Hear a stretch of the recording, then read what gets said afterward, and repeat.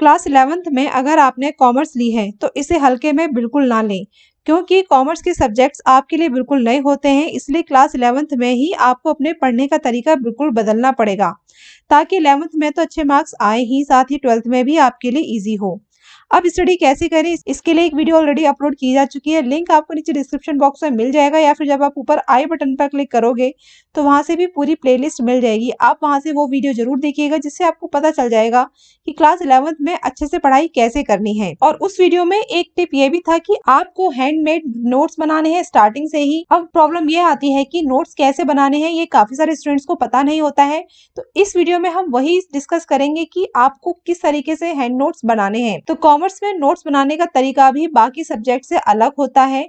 तो सबसे पहले हम बात करते हैं स्टेशनरी की कि आपको क्या क्या चाहिए। तो सबसे पहले जो क्वेश्चन उठता है वो ये उठता है कि नोट्स बनाए किस पर, रजिस्टर पर बनाए, कोई पर्टिकुलर नोटबुक लें या फिर लूज A4 शीट्स लें। तो देखिए, कॉमर्स स्टूडेंट्स के लिए बेस्ट है A4 लूज शीट्स, क्योंकि ये प्लेन होती है और इन पर आप किसी भी तरीके से लिख सकते हो, ड्रॉ कर सकते हो, पिक्चर्स बना सकते हो, एरो बना सकते हो। इस पर आप ग्राफ बनाओगे तो इजीली क्लियर होगा, सारी चीजें क्लियरली विजिबल होंगी और आप अपने अकॉर्डिंग इन्हें कहीं पर भी कैरी कर सकते हो। तो इसीलिए आपको अपने notes A4 size plain paper पर ही बनाने हैं। ये आपको ऑनलाइन 500 शीट्स 275 रुपीज या 285 रुपीज के बीच में मिल जाएंगी।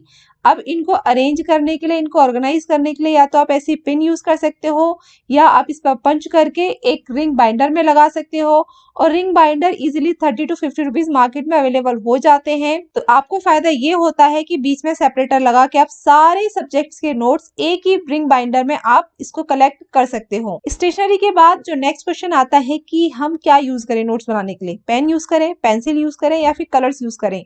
तो देखिए, आपको अलग अलग पर्पस के लिए अलग अलग चीजें यूज करनी है। जब आप नोट्स बनाओगे तो सबसे इंपॉर्टेंट होती है हेडिंग। तो हेडिंग के लिए आप स्केच कलर्स यूज कर सकते हो, डिफरेंट डिफरेंट कलर्स के।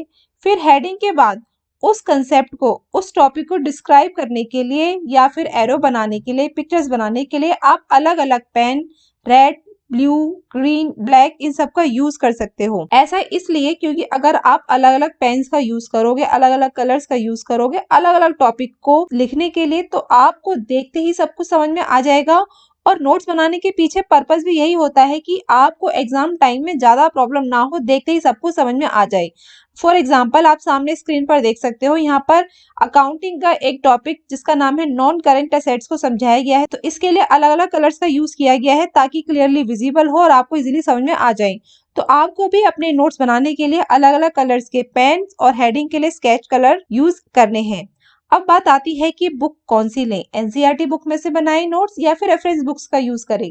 तो देखिए, इसका आंसर है कि आपको दोनों ही बुक्स का यूज करना है। दोनों बुक्स का यूज करने के लिए आप क्या करोगे, देखिए, सबसे पहले तो आप एनसीईआरटी बुक को पढ़ोगे, उसके बाद रेफरेंस बुक को पढ़ोगे, 2 बार रीडिंग हो गई। और पढ़ने के साथ साथ आपको जो कीवर्ड्स हैं, जो की सेंटेंसेस हैं, उनको अंडरलाइन करते हुए चलना है, ताकि आपको याद रहे कि इनको आपको अपने नोट्स में लिखना है। फिर थर्ड टाइम जब आप करोगे तो दोनों बुक्स को साथ लेकर बैठना और एक एक टॉपिक का आप नोट्स बनाते जाइए। और जो नोट्स बनाने का जो प्रोसेस है वो स्टडी के साथ साथ चलता है, ऐसा नहीं आप एग्जाम टाइम में बनाएं। स्टार्टिंग से ही ये प्रोसेस स्टार्ट कर देना है ताकि एग्जाम टाइम तक आपके पास अच्छे से नोट्स प्रिपेयर हो जाएं। उसके बाद जो नेक्स्ट क्वेश्चन आता है कि लैंग्वेज कैसी रखें। तो देखिए, नोट्स बनाने के पीछे पर्पस यही होता है कि आपको इजीली समझ में आ जाए। तो लैंग्वेज ना तो टफ होनी चाहिए, ना ही बहुत ही ईजी। तो ऐसी हो कि सिंपल भी हो और आपको इजीली समझ में आ भी जाए। अब सिंपल और इजी का क्या मतलब है? सिंपल और इजी का मतलब ये है कि सबसे पहले आप यह देखो कि आपको एग्जाम किस लैंग्वेज में देना है। फॉर एग्जांपल, ज्यादा स्टूडेंट्स इंग्लिश ऑप्ट करते हैं, तो आपके जो नोट्स हैं वो इंग्लिश में तो होने ही होने चाहिए। इसके साथ साथ आपकी जो अपनी जो लैंग्वेज है, जिस लैंग्वेज में आप बात करते हो, जैसे हिंदी हो गई या फिर कोई भी रीजनल लैंग्वेज हो गई, साइड बाय साइड आपको उस लैंग्वेज में भी उसके मीनिंग, उन वर्ड्स के मीनिंग आपको लिखने चाहिए, ताकि जब आप नोट्स पढ़ो आपको इजीली उन वर्ड्स के मीनिंग समझ में आ जाए।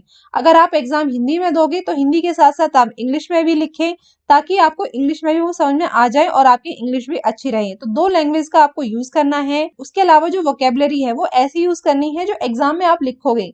कई बार क्या होता है कि इजी वर्ड्स के चक्कर में हम वो वर्ड्स छोड़ देते हैं जो एग्जाम में आने हैं, क्योंकि एग्जाम में कई बार जो वोकेबलरी यूज की जाती है वो बुक की यूज की जाती है। तो इसीलिए सिंपल के साथ साथ अगर कुछ वर्ड्स ऐसे हैं जिनको लिखना एग्जाम में कंपलसरी है, जिनको लिखने से ही मार्क्स मिलेंगे, तो वो वोकेबलरी आप साथ में जरूर यूज करोगे। उसके साथ में आप सिंपल जो उसका मीनिंग है वो लिख सकते हो, ओरिजिनल लैंग्वेज में या हिंदी में उसका क्या मतलब है वो भी लिख सकते हो। तो इस तरीके से अगर आप लिखोगे तो आपको समझ में भी आएगा, याद भी रहेगा, और एग्जाम में भी आप अच्छे से अपने आंसर रिप्रेजेंट कर पाओगे क्योंकि रिवीजन आपकी ऑब्वियसली अच्छी होगी। उसके बाद आता है कि ज्यादा से ज्यादा ग्राफ, एरो, पिक्चर्स का यूज करें। देखिए, नोट्स बनाने का पर्पस क्या होता है कि एग्जाम में आपके पास टाइम नहीं होता, छुट्टियां कम होती हैं, तो आपको 1 या 2 दिन में पूरा सिलेबस कवर करना होता है।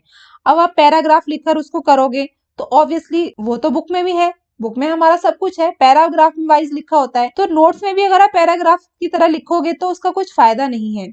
इसीलिए जब आप नोट्स बनाओ तो ज्यादा से ज्यादा एरोज, पिक्चर्स, डायग्राम, ग्राफ्स का यूज करो, क्योंकि उसमें क्या होता है, देखने से समझ में सब कुछ आ जाता है, लेकिन उसमें जो वर्ड्स होते हैं वो कम लिखे जाते हैं।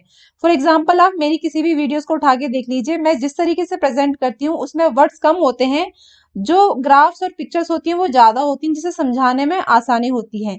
आप अपनी स्क्रीन के सामने भी देख सकते हो, अकाउंटिंग का ही एक कंसेप्ट है जिसमें बताया गया है बायर, डेटर, सप्लायर, क्रेडिटर्स क्या होते हैं। तो इसमें 4 चीजों को एक ही चीज में एक्सप्लेन कर दिया गया है और देखने से ही समझ में आ जाएगा। इस तरीके से ही आपको अपने नोट्स बनाने हैं।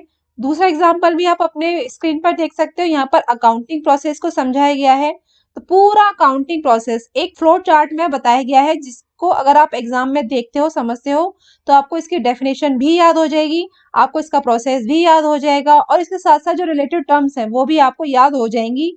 तो इसी तरीके से ही आपको अपने नोट्स बनाने हैं कॉमर्स स्टूडेंट्स। अगर आप इस तरीके से नोट्स नहीं बनाओगे तो फिर आपको एग्जाम में उनसे कोई भी बेनिफिट नहीं मिलेगा, क्योंकि उनको पढ़ने में भी आपको उतना ही टाइम लगेगा जितना आपको बुक्स पढ़ने में लगता है। तो इसीलिए इस बात का ध्यान रखना है कि आपको ज्यादा से ज्यादा ग्राफ, डायग्राम, पिक्चर्स, एरो, इन सब का यूज करना है ताकि वो अच्छे लगे, क्लियरली विजिबल हो और इजीली आपको समझ में आ जाए और क्विकली आप उसमें से रिवीजन कर पाओ। उसके बाद लास्ट बट नॉट लीस्ट, आपके पास मैथ सब्जेक्ट होगा, अकाउंटेंसी होगी, इकोनॉमिक्स होगा। तो आपको क्या करना है कि मैथमेटिक्स के जितने भी फॉर्मूलाज हैं उनको आप एक पेपर पर लिख लीजिए या फिर 2-3 पेपर्स पर लिख लीजिए, एक ही जगह होनी चाहिए। सिमिलरली इकोनॉमिक्स में जितने भी ग्राफ्स हैं उन ग्राफ्स को आप एक जगह बना लीजिए और वो ग्राफ्स किस बारे में है वो भी आपको लिखना पड़ेगा। अकाउंटिंग में जो रूल्स है उनको एक जगह लिख लीजिए, साथ ही साथ चैप्टर वाइज जो जर्नल एंट्रीज है उनको एक एक पेज पर लिख लीजिए, ताकि जब कभी भी आपको जरूरत हो आप क्विकली उनको निकालें और इजीली आप उनको रिवाइज कर पाएं। इस तरीके से क्या होगा कि एग्जाम टाइम में आपको अगर कोई जर्नल एंट्रीज देखनी है तो आप उस चैप्टर की जर्नल एंट्रीज निकालोगे, आपको पूरी जर्नल एंट्रीज 5 मिनट्स या 10 मिनट्स में रिवाइज कर लोगे। सिमिलरली मैथ्स में जितने भी फॉर्मुलेज हैं, पूरी बुक के फॉर्मुलाज, तो वो आपको हार्डली 10 मिनट्स लगेंगे उनको याद करने में या फिर 15 मिनट्स लगेंगे, क्योंकि वो ऑलरेडी आपने पढ़ चुके होंगे। उससे क्या होगा कि आपको एक एक पेज पे नहीं जाना पड़ेगा, सारे रूल, सारे फॉर्मूला, सारी एंट्री, सारे ग्राफ्स आपको एक ही जगह मिल जाएंगे। ऐसा करने से आपका टाइम की बचत तो होगी ही होगी, बल्कि आपको कम टाइम लगेगा उनको रिवाइज करने में, उनको याद करने में। तो अगर इन सभी टिप्स को आप फॉलो करोगे और इसी के अकॉर्डिंग आप अपने नोट्स बनाओगे तो बिलीव मी, आपके नोट्स बहुत ही अच्छे बनेंगे, जिससे कि आपके एग्जाम टाइम में रिवीजन अच्छी होगी और मार्क्स भी अच्छे आएंगे। देखिए, आप पूरे साल कितना ही पढ़ लो, लेकिन अगर एग्जाम टाइम में आप रिवीजन नहीं करते हो तो आपके मार्क्स नहीं आते हैं, और शायद आपने ये एक्सपीरियंस भी किया होगा। तो इसीलिए रिवीजन इंपॉर्टेंट है, और रिवीजन में सबसे ज्यादा इंपॉर्टेंट रोल कौन प्ले करता है? आपके खुद के बनाए गए नोट्स। अगर आपको नोट्स बनाने में प्रॉब्लम आ रही है तो घबराइएगा नहीं। कहते हैं ना, practice makes a man perfect. तो जैसे जैसे आप नोट्स बनाओगे वैसे वैसे आपको आदत पड़ती जाएगी। रेफरेंस के लिए आप हमारी वीडियोस देख सकते हो, तो वहां पर जो भी मैं समझाती हूँ वो एक तरीके के नोट्स ही होते हैं। आप उनके स्क्रीनशॉट्स ले सकते हो, या फिर आप हमारी वेबसाइट www.commercesuper.com पर जा सकते हो, वहां पर आपको नोट्स मिल जाएंगे। इसके अलावा आप मैथ्स की वीडियोस को विजिट कर सकते हो हमारे दूसरे चैनल ट्राई मैथ पर। तो इसी के साथ ये वीडियो खत्म होता है। ये वीडियो आपको कैसा लगा नीचे कमेंट बॉक्स में लिखकर जरूर बताइएगा, और कॉमर्स के सभी सब्जेक्ट्स के लिए, करियर की वीडियोस के लिए सब्सक्राइब कीजिए हमारे चैनल सुपर कॉमर्स को। तो मिलते हैं नेक्स्ट वीडियो में, तब तक के लिए थैंक यू।